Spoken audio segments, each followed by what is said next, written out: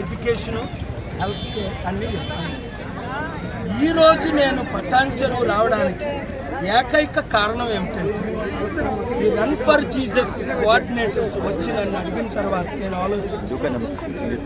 ప్రపంచంలో శాంతి కొరవైంది, దేశంలో శాంతి కొరవైంది, రాష్ట్రంలో శాంతి కొరవైంది. దానికి ఉదాహరణే మణిపూర్. లక్షల మంది కనిపించకపోవడం, వేల సంఘాలను కూల్చేయడం. అలాగే ఇప్పుడు ప్రవీణ్ పగడాల ఏప్రిల్ మార్చి 24న ఘోరంగా దారుణంగా గంటల పాటు ఆయన్ని చంపేసి ఆ డెడ్ బాడీని అక్కడ పడేసి దాని మీద బుల్లెట్ యాక్సిడెంట్ అయినట్టు చిత్రీకరించారని పోస్ట్ మార్టం రిపోర్టర్స్, అలాగే డాక్టర్స్, అలాగే నాకైతే నర్సులు స్టాఫ్ చెప్పారు ఇది హత్య అండి. ఒక సర్కిల్ ఇన్స్పెక్టర్ చెప్పారు ఇది హత్య అండి. తెలిసిన ఫ్యామిలీ మెంబర్స్ మేము మాట్లాడలేము, ఇది హత్యనండి. ఆయన ఎవరితో 45 నిమిషాలు మాట్లాడారో చనిపోక ముందు ఆయన చెప్పారు ఇలాగ రుజువులతో నేను చూడలేదు, ఇది హత్య యాక్సిడెంటా. కానీ నా ఇన్వెస్టిగేషన్లో అందరితో మాట్లాడితే కొన్ని వందల మందితో ఇది కేవలం హత్య.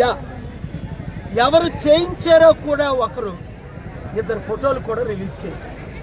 పోలీసుల్ని ఇన్వెస్టిగేట్ చేయమంటే హత్యకోరంగా ఇది యాక్సిడెంట్గానే చూపించమని పైనుంచి ఒత్తిడి వచ్చిందని, పోలీసులు ఇట్లా చేశారని మాకు ఫోన్ కాళ్ళు వచ్చాయి, ఒత్తిడి వచ్చిందని. దానిని నోరు మూయించడానికి చంద్రబాబు నాయుడు గారు నిన్న గుడ్ ఫ్రైడే రోజుని పాస్టర్కి 5,000 ఇస్తాం అంటే అర్థమేంటి? పాస్టర్లారా మీరు నోరు మూసుకోండి. 8,000 మంది పాస్టర్లకు 5,000 ఇస్తే 80,000 మంది పాస్టర్ల సంగతి ఏంటి? అది కూడా ఇప్పుడివ్వడం ఏంటి? ప్రవీణ హత్య తర్వాత హైందవులు వేల మంది ప్రీస్టులు ఉన్నారు, వారికి ఇవ్వకపోవడం ఏంటి? మహమ్మదీయులకు మొలనాస్ ఉన్నారు, వారికి ఇవ్వకపోవడం ఏంటి? ట్యాక్స్ పేర్లు డబ్బు దుర్వినియోగం చేస్తూ వేలు లక్షల కోట్లు ఈ రాజకీయ నాయకులు సంపాదించుకుంటూ దేశాన్ని, రాష్ట్రాన్ని, ఇప్పుడున్న ప్రధాన పార్టీలు 7 సర్వనాశనం చేయబట్టే ప్రజాశాంతి పార్టీ పెట్టాము. ప్రజల కొరకు, నీతి కొరకు, నిజాయితీ కొరకు, న్యాయం కొరకు, అభివృద్ధి కొరకు, కంపెనీలు తేవడం కొరకు, లక్షల ఉద్యోగాలు ఇవ్వడం కొరకు, రైతుల కొరకు, ఉద్యోగుల కొరకు, చివరికి జడ్జిల మీద కూడా ఒత్తిడి వస్తుందని కొంతమంది జడ్జిలు నాకు చెప్పారు. ఇలాగ జడ్జిమెంట్ ఇవ్వండి అని 2 జడ్జిలు నాకు చెప్పారు. రిటైర్డ్ జడ్జిలు కాదు, సిట్టింగ్ జడ్జిలు. మీడియా ఓనర్స్కి ఒత్తిడి వస్తుంది. అరే కేపాల్ మాట్లాడిన మాటలు మీరు వేయకండి.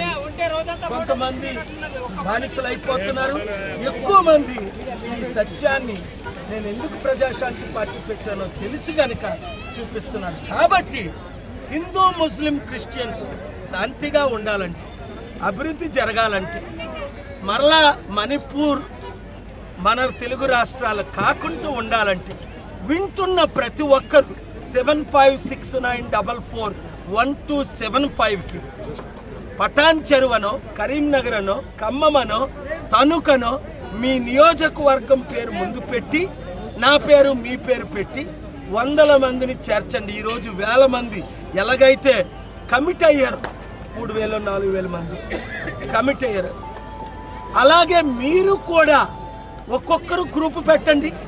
అభివృద్ధి చేసే పని నాది. మోదీ గారికి తెలుసు, చంద్రబాబు నాయుడికి తెలుసు, రేవంత్ రెడ్డి తమ్ముడికి తెలుసు, కేసీఆర్కి తెలుసు, జగన్కి తెలుసు. కేఏ పాలు వస్తేనే అప్పులు తీరుతాయి, అభివృద్ధి జరుగుతుంది. చక్కగా ఇండియా చైనా కంటే, అమెరికా కంటే ముందు అడుగు ఉంటుంది. ఇప్పుడు అడుక్కునే పరిస్థితి, అడుక్కున్నా డబ్బులు ఎవరు ఇవ్వట్లేదు. లక్షల కోట్లు అప్పు, 350 లక్షల ఊహించనంత అప్పు అయిపోయింది. అందుకనే ఇప్పుడు హిందూ క్రిస్టియన్ లేదా హిందూ ముస్లిం మధ్య ఇది పెద్ద అజెండాతో గొడవలు జరుగుతున్నాయి. ఇంకా రాబోయే రోజుల్లో ఎక్కువ గొడవలు జరుగుతాయి. గొడవలు జరగకూడదు, శాంతి మన దేశంలో ఉండాలి. హిందూ, ముస్లిం, క్రిస్టియన్స్, నేను పుట్టిందే హిందువుని, యేసు ప్రభు రక్షకుడు నమ్ముకున్నాను. కులం మార్చుకోలేదు, మతం మార్చుకోలేదు. నేను ఎవరిని ఏ మతాల్ని ఏ రోజు దూషించలేదు. అందరినీ నేను గౌరవిస్తాను. అందరూ శాంతిగా ఉండాలన్న కోరిక. God bless you. Thank you. Hyderabad central university stay మాత్రమే ఇచ్చింది సుప్రీంకోర్టు.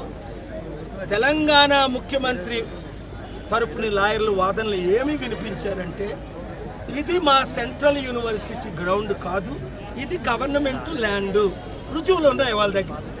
నేను ఎందుకు పబ్లిక్ ఇంట్రెస్ట్ లిటిగేషన్ వేసానంటే షాక్ అయిపోయారు అక్కడ చీఫ్ జస్టిస్. ఇక్కడ ఆయన సార్ ఇద్దరు కొట్టుకుంటున్నారు. ఒకరేమో రేవంత్ రెడ్డి ఏమో భూములు అమ్మేద్దాం, ఇప్పుడు లోకేష్ కొన్ని రూపాయలకి కొన్ని 100,000 కోట్ల భూములు అమ్మేసేటట్టు.